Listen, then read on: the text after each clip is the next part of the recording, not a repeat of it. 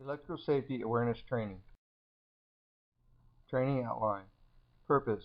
Basic concepts of electricity. Effects of electricity on the human body. Hazard recognition. Electrical hazard protection. Work practices. How to respond, report a problem. Supervisor responsibilities. Employee responsibilities. And the summary. Purpose. To raise awareness of potential electrical hazards.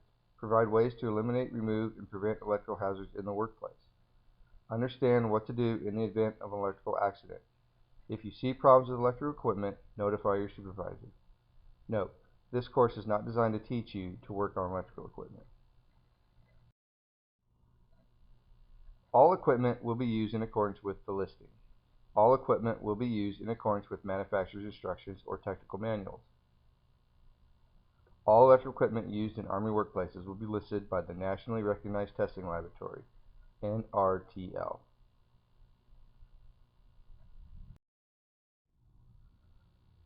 Electricity is the flow of electrons, current, through a conductor.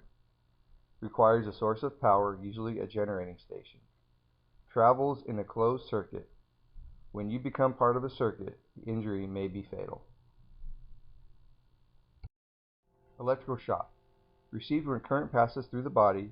Severity of the shock depends on path of current through the body, amount of current flowing through the body, and the length of time the body is in the circuit. The most common shock-related non-fatality injury is a burn. Burns caused by electricity may be of three types: electrical burns, arc burns, thermal contact burns. The electrical burns need immediate medical attention. An arc blast is a luminous electrical discharge that occurs when high voltage exists across a gap between conductors and current travels through the air. Temperatures as high as 35,000 degrees Fahrenheit have been reached in arc blasts. The three primary hazards associated with an arc blast is thermal radiation and intense light, which causes burns. A high voltage arc can produce a considerable pressure wave blast. Example: a person 2 feet away from a 25,000 amp arc feels a force of about 480 pounds on the front of the body. May cause copper and aluminum components to melt. The molten metal can be blasted great distances by the pressure wave. Cords and equipment. Power tools and extension cords must be inspected each time they are used. They must be taken out of service immediately upon discovery of worn or broken insulation. Never cover any part of an electronic cord with newspapers, clothing, rugs, or any objects because it can overheat and cause a fire. Visually inspect electrical equipment before each use for damage and/or external defects such as loose, missing, or deformed parts, pinched or crushed outer jackets, or insulation. This type of external damage may indicate internal damage to the equipment. Electric cords that are worn or damaged must be replaced without delay. Before cleaning electrical equipment, turn it off and unplug it. Electrical panels. Electrical panels must be kept clear of any obstructions at all times. Storage is not allowed in electrical vault or service panel rooms. Find another place for storage of materials, products, etc. Trip hazards. Don't cause tripping hazards or create pinch points for cords. If you must run a cord temporarily across the floor, protect your coworkers by covering the cord appropriately. Exposed wiring. Assume all exposed wiring is energized until proven otherwise. Stop, protect the area, and contact supervision if you encounter this situation. Power strips and surge protectors. Never daisy chain multi-outlet strips plugging into each other. No appliances with heating elements, coffee pot heaters, or have a surge potential microwave ovens. Most power strips are limited to 1500 to 1800 watts. Junction boxes. Must have approved covers in place. Unused openings in cabinets, boxes, and fittings must be closed. No missing knockouts. Report these situations to your supervisor.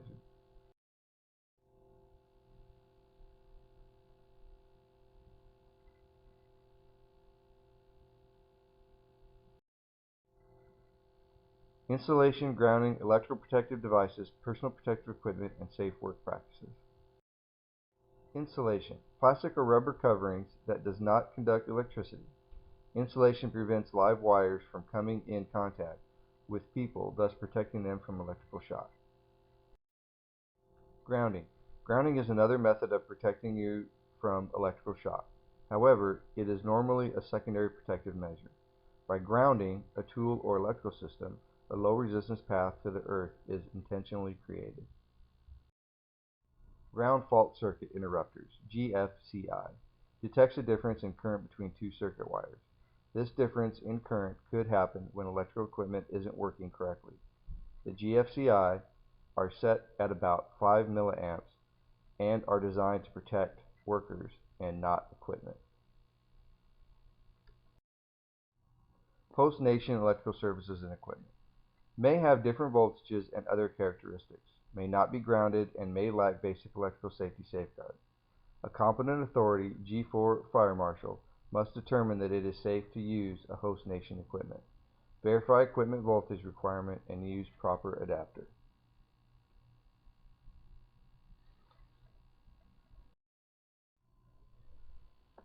Fuses, circuits, and breakers. Fuses and circuit breakers are intended primarily for the protection of conductors and equipment.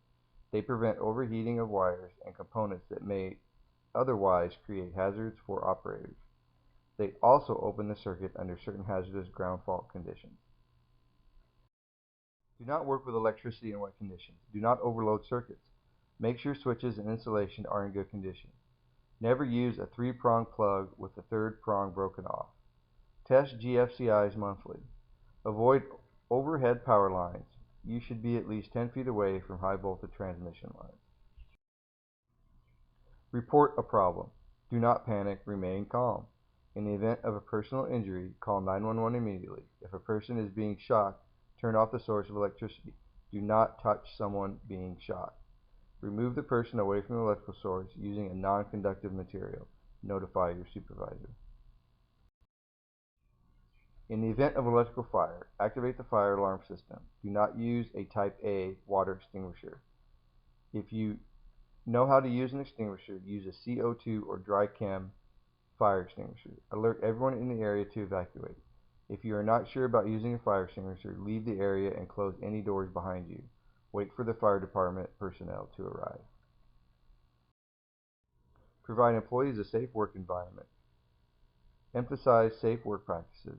Train employee on electrical safety policies and procedures. Check your employees' work practices to ensure compliance. Authorize employee use of power strips and personal use of appliance, radio, fan, etc. Provide an appropriate disciplinary measure for poor electrical safety practices. Only perform work in which you are trained. Follow safe work practices. Alert your supervisor and coworkers to any unsafe work conditions. Know what to do in the event of an emergency. In summary, adopting safe work practices is the best way to avoid being injured by electricity. Always inspect electrical equipment and cords before each use and do not use them if damaged. Do not attempt to repair electrical equipment unless you are trained and qualified. Report all hazards to your supervisor.